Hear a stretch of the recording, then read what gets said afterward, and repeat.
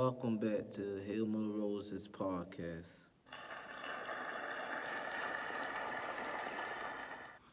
I'm your host on IG at OWOK_ROSE_UP.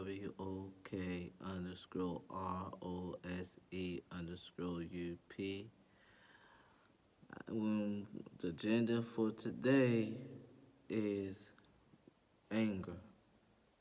We're going to talk about a time that I let my anger get the best of me. We're going to go to the set of work that dealing with anger and my responses. And one of my talent would be shown after it. Then we're going to close it out with a prayer. A time my anger got the best of me is when somebody did something that I didn't deem acceptable to me or to my peers at the time, and I lashed out to the point that I couldn't remember anything. It was real bad, and it happened so quick. And the person came out with a bloody nose, broken nose, busted lip,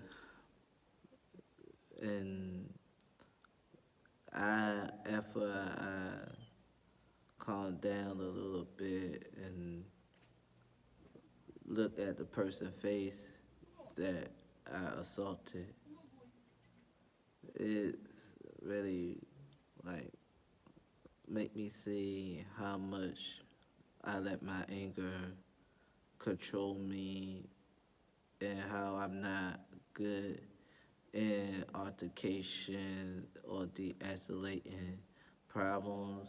I'm most likely to make things more worse and progress further on. And that's a part of me that really need the most work on. Cause it's like, what is it time for conflict? You need somebody with a level headed to de-escalate things, to not go overboard into a space where everybody did act out on their worst feeling and emotion and could cause more problems than good. Shadow's question. How do you express your anger? Are you ever rude on purpose? If so, why? What's something you say to yourself that you would never say to a friend? How I express my anger is through physical altercation, yelling, cussing, like do the most horrible things, just say the most outrageous thing, and it be so bad to the point I even black out, and it get 10 times worse from there, and it's not a good feeling once you don't know how to de-escalate yourself without anybody being involved.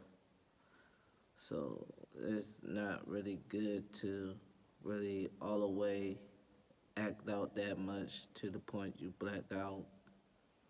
And one thing I learned to do when it comes to my anger is say what I mean, say it calm and direct, or if I can't say it to the person whom my anger is pointed to, write about my anger so I'll be able to let it go. The next question. Are you ever rude on purpose? If so, why? I am a difficult person to get along. I am kind of rude on purpose because that's how I know who are for me and who are not. If you know about why I be rude or why I say certain things the way I say certain things, it's because I'm protecting myself from being hurt. And a lot of time I grew up being taught to in a rude manner, and my environment was always like that.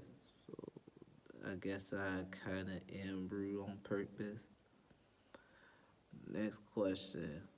What is something you would say to yourself that you would never say to a friend? I would say I'm not enough to myself. I always feel like there's more to be done for me, and I always put myself in a high pedestal that I'm trying to reach every day and gravitate to, so I don't fall behind anybody or step on anybody's toes. Is more so of me reaching to the level of not ever had to feel like I'm not enough again.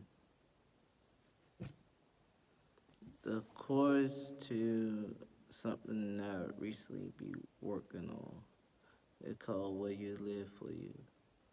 Will you live for you? Ian will die for you. Had to trust in you. I won't lie to you. Live to die for you. Die to live for you. I can't lie to you. I had trust in you. To not lie to you. I can't trust in you. Erase the lies from you. Take out dying too. Live to trust in you. Trust to live for you. Concern of you. What would you have choose? Now we ended up with a prayer. Dear God, guide us through the life that we supposed to live to serve our highest good and to be appreciated and loved under your guidance, your grace, your blessing that you bestow upon us. Let us keep your name at higher marks in everything we do. Let us honor you and to give you thanks for everything that we go through. Let us be proud of being your child, of your kids. Thank you for everything you give us, that you given to us, that you showing us the knowledge and the wisdom and the love that we receive from you. In God's name, I say amen.